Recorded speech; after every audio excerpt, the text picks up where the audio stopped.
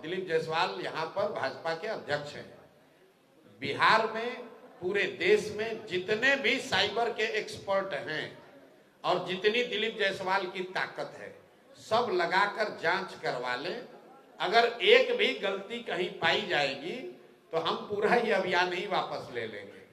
लेकिन उसी बयान में हमने ये भी कहा कि जब दिलीप जायसवाल ने बात छेड़ दी है तो दिलीप जायसवाल को अपने ही सरकार से सही ये भी जांच कराना चाहिए कि जिस कॉलेज को कब्जा करके बैठे हुए हैं, सिखों के माइनॉरिटी स्टेटस का एकमात्र मेडिकल कॉलेज है बिहार में, और वह उसी कॉलेज में कभी क्लर्क हुआ करते थे।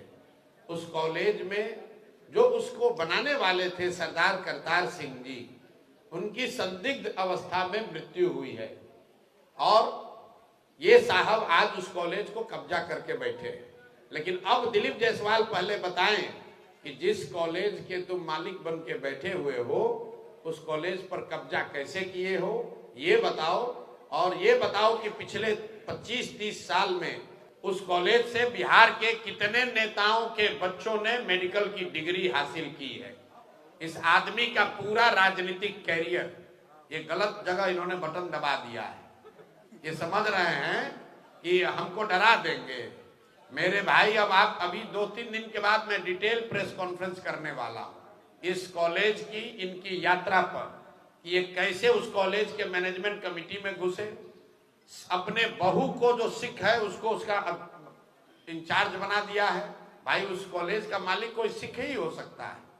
और पिछले 25-30 साल में सरकार चाहे जिस किसी की भी रही, यहाँ बहुत सारे युवा हैं, मेडिकल में आपके बच्चों का एडमिशन होने के लिए आपको 4 बार 5 बार टेस्ट देना पड़ता है। और ये जो कॉलेज है जो इनके अध्यक्षता में, इनके मार्गदर्शन में चल रहा है, इसमें बिहार से के कितने नेताओं के बच्चों ने, उनके भांजों ने, उनके भतीजों ने, उनके भाइयों ने मेडिकल की डिग्री हासिल की है। ये रिकॉर्ड दिलीप जायसवाल को जारी करना चाहिए। नहीं करेंगे तो हम जारी करेंगे कि आप देखिएगा कि कोई नेता किसी दल का बचेगा नहीं। कम से कम 50 से ज्यादा नेताओं को, ध्यान रखिए, 50 से ज्यादा अलग अलग दल के नेताओं ने अपने परिवार के से जुड़े हुए लोगों को उस मेडिकल कॉलेज के माध्यम से डॉक्टरी की डिग्री, मेडिकल की डिग्री दिलवाई है। और दिलीप जायसवाल का पूरा राजनीति इसी पर है। अब आप लोग जाकर पूछ लीजिएगा कि प्रशांत किशोर ने आरोप लगाया है, जो दम है वो कर लो। और इससे पहले एक और नेता थे, सर्वदलीय नेता, इनका नया नाम रखे हैं, इसका नाम है सर्वदलीय नेता।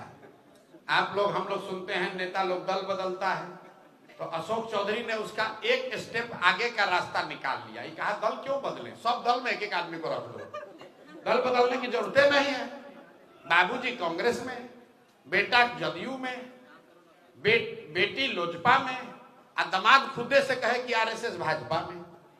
तो भाई कोई दल बचा नहीं। हमने कहा एक आरजेडी बचा है, उसमें भी परिवार का कोई रख दो कि कोई भी जनता कहीं वोट दे तुम ही रहोगे। तो ये 3 गो जो नेता है, ये दिलीप जायसवाल भाजपा का यहाँ अध्यक्ष, ये बताएं कि मेडिकल कॉलेज जिसके ये मालिक मुखिया बने हैं किस आधार पर वहां पहुंचे, करतार सिंह जी के साथ क्या हुआ, और उस मेडिकल कॉलेज में पिछले 25-30 सालों में कितने बिहार के नेताओं के परिवार से जुड़े हुए लोगों को मेडिकल की डिग्री दी गई।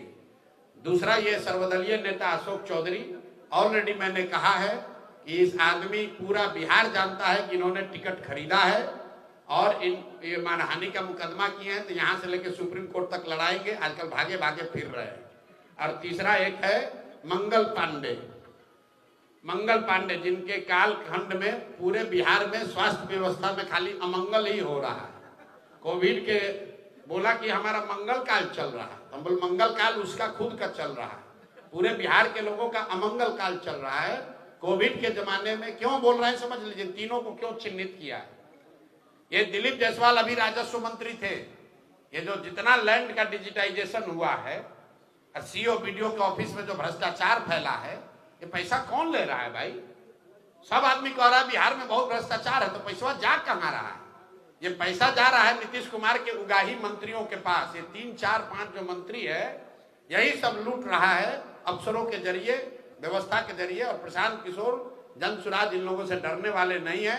केस करना है केस करो, आके मैदान में चुनाव लड़ना है चुनाव लड़ो, कोई डरने की बात नहीं है। इनके मुखिया पर नीतीश कुमार को के बारे में मैंने कहा है कि भाई ये आदमी मानसिक तौर पर अस्वस्थ हो गए हैं, इससे बड़ा तो कोई मानहानि नहीं होगा।